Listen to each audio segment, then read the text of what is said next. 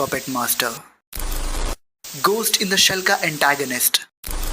He is actually the protagonist. Ghost in the Shell के ऊपर मैंने 2 हफ्तों पहले बात की थी, but this masterpiece just have such great material that it deserves one more video. Anime शुरुआत में इवन अपने इंट्रो में भी कुसनागी पे फोकस करती है एंड पपेट मास्टर को सीरीज ऑफ हैकिंग के लिए रिस्पॉन्सिबल बताया जाता है, which tricked us to believe कि कुसनागी is the protagonist and Puppet Master is the antagonist. But beneath the layer, heart of all the plot was Puppet Master.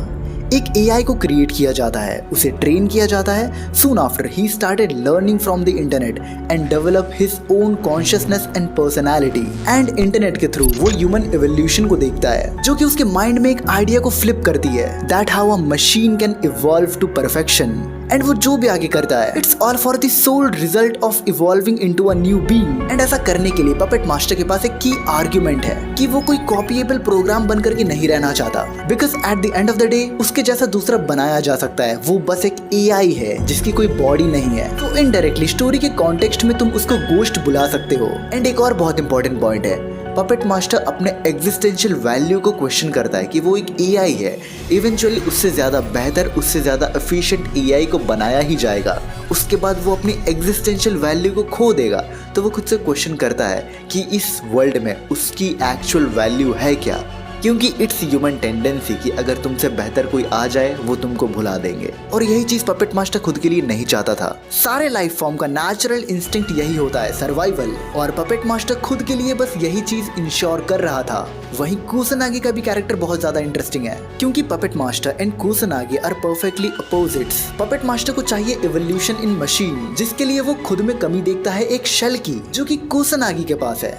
वही कुसनागी जानना चाहती है about her ghost, her consciousness. And हमारा puppet master वो खुद ही एक consciousness है. बेसिकली दोनों एक दूसरे के लिए वो है जिसकी कमी दोनों खुद में देखते हैं. और एंडिंग में जब दोनों मर्ज होते हैं, वो दोनों साथ में इवॉल्व कर जाते हैं एक ऐसी बीइंग में जो दोनों ही बनना चाहते थे.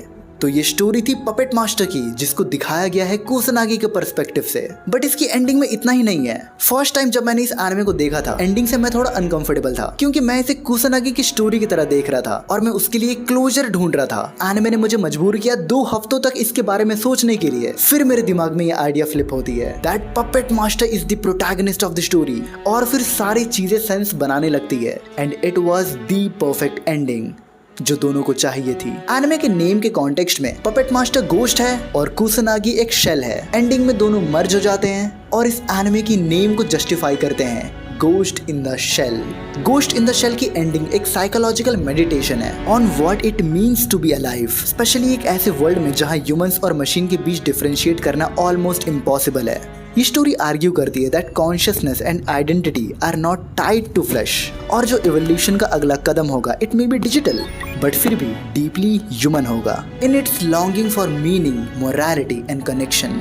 So on the bigger scale ये एनिमे कोई सॉलिड प्लॉट को प्रेजेंट नहीं करती है, ना ही कोई ग्रेटर स्टोरी लाइन को. ये एनिमे एक आइडिया को प्रेजेंट करती है कि नेक्स्ट स्टेप ऑफ एवोल्यूशन होगा क्या, specially the evolution in machine and AI. So go watch this masterpiece, ghost in the shell.